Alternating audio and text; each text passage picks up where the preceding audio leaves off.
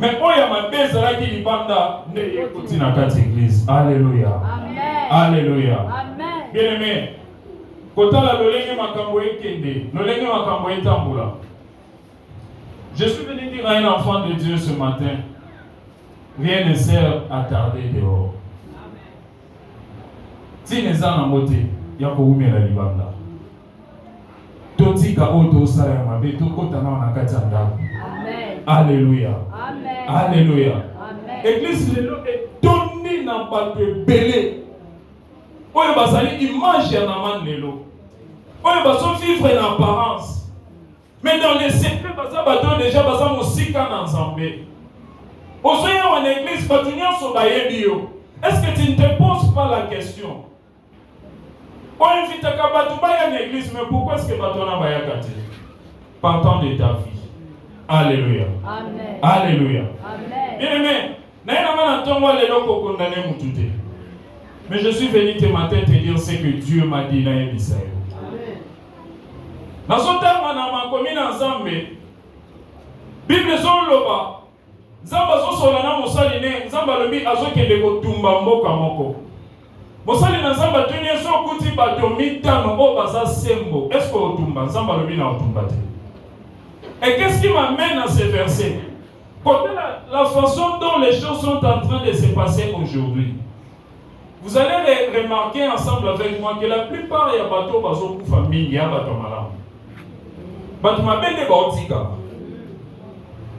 Donc c'est comme si Nzambe a komi kolongola sikoba oya ye kwa tumba na ye mukili yango. Et alors c'est le temps où il y a un batotika auto sala so to lingito pela na moto te. Amen. So to lingito pela na moto te c'est le temps. Mosali na Nzamba tunye bongo so kuti mi bale Nzamba lobi na otumba te. Bongo so kuti moko Nzamba lobi pona moko wana na otumba pete. Et moko wana na tonga lebe za yo ozo yo kama. Amen. Dieu ne peut pas te voir ya ko umela na makambo ezanga tina. Nzamba sana besoin ozo ngana katanga. Alléluia. Alléluia. Sert yako kolakisa na bato eza apparence. Bien aimé, oyebi na église lelo tosana bato ebele. Même nous les prédicateurs, nous sommes là comme les panneaux de signalisation, panneaux de direction. Oyebi soko zotamba na nzela okuti panneau de direction etie flèche boy. Et là qui sont nzela mais yango moko ekenda te. Bato wana nde totondi lelo na kati. Amen. Alléluia. Mais par biso te, na biso bate, na biso basali na Nzambe, na bino peuple de Dieu. Lelo ebele to komi bapano ya signalisation. Ozola kesa mutu zela, mais na zela oyo moko na notikala kokende te. Na te yango une fois, j'ai dit, pour prêcher sur la délivrance ou sur la guérison de la maladie. Pour prédication, on est à la nangouye, à la nefe. Et c'est que nous avons les canaux dans zela wana. Oye babouri ya lobi qu'on a zela maladie. Oye minga m'a déclaré incurable. Mais ça va salir on lui a mis la maladie wana. Et ça vous doit aller va capaler la guérison. Alléluia. Alléluia. Bien mais pas dans Nzambe béni lelo. Toza en église. Batu malam. Metango bimaka. Yo moko yebi o sala. Et laisse-moi te dire ce matin, ce que tu fais quand tu es seul, c'est cette chose qui te prive la gloire de Dieu. Amen. Et dans le livre de Matthieu, chapitre 19, on s'appelle la totalement Matthieu, chapitre 19. Et Zotalisa biso le lenge oyo Nzamba lingi. Biso to bibengi bana na Nzambe. Le lenge ni nesengeli na biso kozala. Matthieu, chapitre 19. Versets 27 à 29.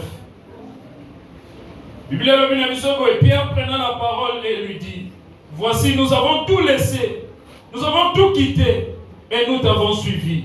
Qu'en sera-t-il pour nous? Jésus leur répondit, je vous le dis en vérité, quand le Fils de l'homme, au renouvellement de toutes choses, sera assis sur son trône de gloire, vous qui m'avez suivi, vous serez de même assis sur les 12 trônes. Vous jugerez les 12 tribus d'Israël.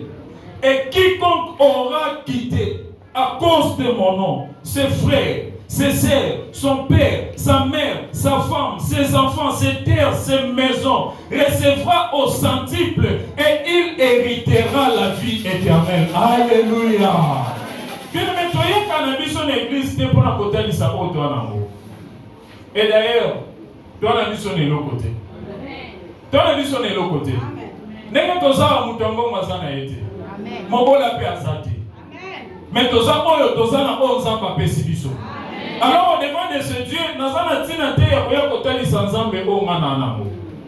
Ceux qui ont dit que nous avons Québec, nous avons licencié. Est-ce que nous avons vanté licence dans les ensemble? Bible lobby aza omniscient. Nous avons licencié dans le domaine moko. Mais nous avons dit dans le domaine mon côté. Azan Zambe y a un domaine qui est vie. Alors, nous avons dit que nous avons dit. Alléluia. Alléluia. La Bible nous demande, nous qui sommes enfants de Dieu, nous qui laissons nos maisons, nous venons ici, nous devons tout abandonner. Et Seigneur l'itotika nyonso. Nyonso yamabe Seigneur l'itotika. Et Seigneur l'itotika mosika. Et quand ça l'a dit qu'avant, au salaki mutu, au salaki na kotonga, au salaki na fille koyiba, les gens comme une église, on va continuer la même vie. Et puis, quand ça l'a dit, avant, il y a l'église, on s'est dit que tu et aujourd'hui, tu es à l'église, tu continues toujours dans ces mêmes choses. Bien-aimé, je suis venu te dire ce matin, le temps est venu pour cause de la décision et à Alléluia. Alléluia. La Bible nous demande de laisser totika nyonso fina biso ya kala totika ya mosika ceux tolingi tolanda Yesu. Dans notre temps la Bible sur le verset temps où Yesu azalaki kotambola de ville en ville azote la parole de Dieu. Le nombre ya ba oyo babandaki koyoka ye bandeko dinete mezala ko mata. Mais ceux qui totali église ya lelo, église ya lelo. Ceux qui basali na Nzambe basali suivité 2 mois église ya kauka. Est-ce que nous venons pour les serviteurs de Dieu? Non. Ou nous venons pour le Seigneur Jésus? Alléluia. Alléluia. Yesu ozosenga na biso. Ceux qui tolingi tolandaye, totika nyonso ya biso. Si nous voulons recevoir au centuple, totika nyonso, totika makanisi mabe, totika lokuta, totika kimoyidi, totika nyonso. Oya nyonso zea mabe ko kabola biso na Nzambe. Oya zea lokola barrière e ko kabola biso na Nzambe. Esengeli totika yango. Et pour la biso bana na Nzambe, lèpre ya tango lelo eza lisumu. Puisque dans le temps, lèpre ezalaki lokola barrière. Ezalaki kopekisa un lépreux à vivre en communauté na bato mosusu. Ezalaki barrière entre ye na bato mosusu. Ezalaki barrière entre ye na Nzambe. Et de nos jours, ce qui met des barrières entre nous les enfants de Dieu et Dieu notre Père, ce sont nos péchés. Alléluia. Alléluia. Alléluia. Bien-aimé, tozotika mo eza ya motuya. Tozomona yango pamba. Pona okende kolanda biloko ya mike.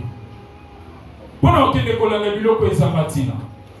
Na ote koloba, nul ne vient à l'église pour être béni. À l'église, on ne vient pas chercher le travail, sinon l'église va chamber balinga basalati. Puis à l'église, c'est que l'oukamabala, sinon biso nyonso tongeto salaba marié. Puis à l'église, c'est pour nous l'oukamabota, sinon biso nyonso déjà tosana bana. Mais nous venons à l'église pour la vie éternelle. Et lorsque tu as la vie éternelle en toi, c'est alors que nyonso mo etikali ozamba benyango matabisi. Okomene est forte, mais ekopesa melayo. Alléluia. Bien-aimé, na yebi tango ba mama bakenda wenze kosomba biloko. Maman koki ko discuter prier loko ba otekela ye. Mais oba bengi litabisi muta discuter na bazate.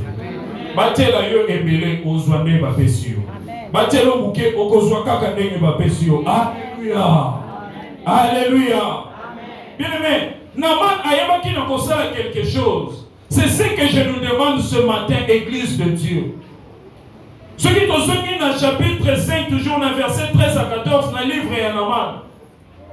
Et comme il y a un moment, il a pris conscience que rien ne sert à courir, rien ne sert à tarder dehors, rien ne sert à compter les sabots manazanamo. Bien que les noms n'azana gloire, mais gloire on est peu sama et sikate, ya kofanda na sepela na basusu. Bien que les lelo naza na confiance ya roi oyo aza mokonzi ya mboka. Mais lelo malgré décision wana confiance naza nango ya roi ezopesa nga accès te na fete na sepela na bato mosusu.